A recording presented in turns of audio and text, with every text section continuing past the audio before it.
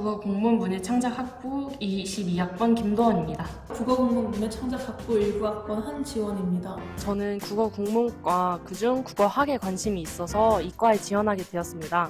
고등학교 때 홍민정 어제 서문을 공부하면서 굉장히 재밌었는데 그때 이 길이 내 길이구나 라는 감이 생겨서 이과에 지원하게 되었습니다. 저는 평소에 시를 읽는 것을 좋아해서 자연스럽게 시를 써보고 싶다는 생각이 들었습니다. 중학교 때 우연히 검색을 해보다가 문예 창작과가 있다는 사실도 알게 되었습니다. 국어 국문 문예 창작 학부는 국어 국문과 문예 창작 학과가 통합된 과입니다. 각 전공 분야에 따라서 국어학, 국문학, 시, 소설 등으로 나눌 수 있습니다. 국문과와 문창과가 합쳐진 형태입니다. 듣는 수업에 따라서 국어 국문학 전공으로 졸업하거나 문예 창작학 전공으로 졸업을 할 수가 있습니다. 국어 교육과의 가장 큰 차이점이라 하면은 배우는 것에 정답이 없을 수도 있다는 것입니다. 어떤 문법적 논의가 생겼다 그러면 교수님께서 저희 학부생들의 의견도 물어봐 주시고 그리고 교수님 개인의 의견도 알려주시면서 정답이 없는 날 것의 문법을 배울 수 있다는 특징이 있습니다. 저희는 분과라는 개념을 사용합니다. 고전문학 분과, 국어학 분과, 시분과, 소설분과, 희곡분과, 그리고 비평분과, 장르문학 분과 총 7개의 분과가 있는데요. 각 분과 이름에서 확인할 수 있듯 세부적 분야로 다양한 활동을 진행하고 있습니다. 저는 희곡분과 활동을 했었는데 희곡분과는 직접 대본을 쓰고 연초에 희곡 무대를 한 편 올리게 됩니다. 사실 연극을 준비하는 기간 동안은 정말 힘들었지만 공연이 다 끝난 후에는 정말 뿌듯했습니다. 무대를 세팅하는 무대팀으로도 활동할 수가 있기 때문에 평소에 연극에 관심이 있었다면 희곡분과 활동을 추천드립니다.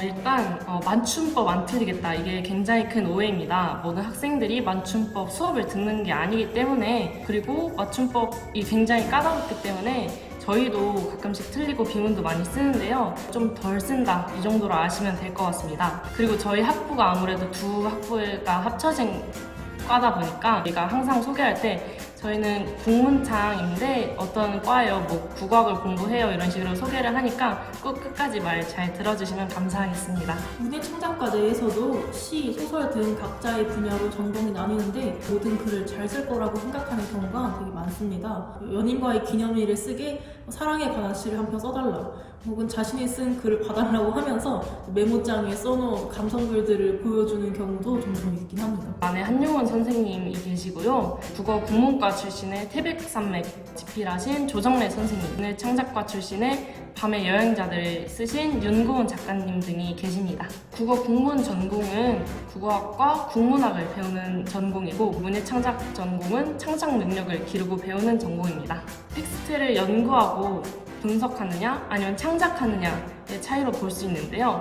국어 국문 전공은 전자, 문예 창작 학부는 후자로 볼 수 있습니다. 문예 창작학 전공에서는 시, 소설, 희곡, 아동문학과 관련된 수업을 들을 수 있습니다.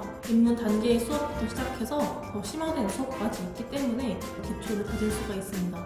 문예 창작학 전공의 장점은 다양한 창작 분야의 글쓰기를 배울 수가 있다는 것입니다. 보통 1학년 때 입문 수업, 학년이 올라갈수록 시창작 연습, 시창작 실기 등 난이도가 높아지는 수업을 듣습니다. 원하는 단계의 수업을 들으며 배워갈 수 있다는 점이 장점이라고 생각합니다.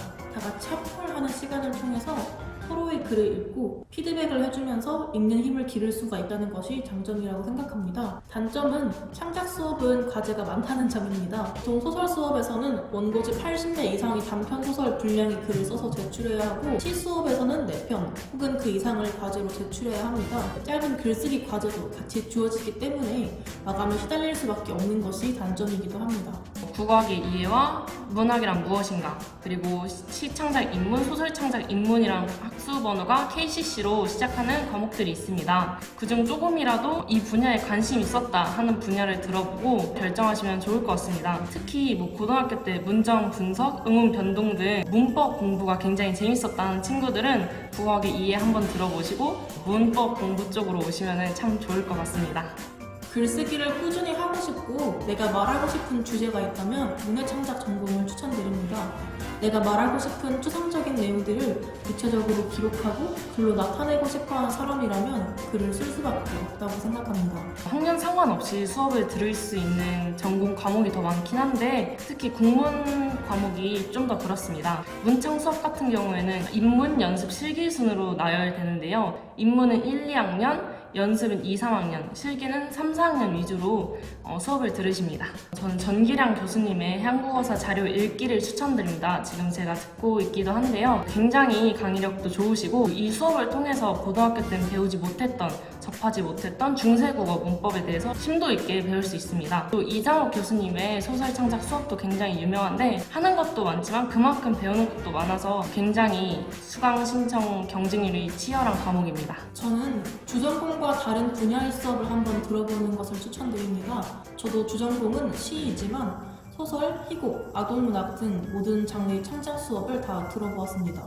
새로운 장르의 글쓰기를 배운다는 건 내면에 있는 감각을 표현할 수 있는 언어가 하나 더 생기는 것과 같다고 생각합니다. 굉장히 여러 분야로 나갈 수 있는데요. 전공을 살려서 비평, 평론 쪽으로 갈 수도 있고 국어학 같은 경우에는 대학원을 거쳐서 학자나 국립국어원에 들어갈 수도 있습니다.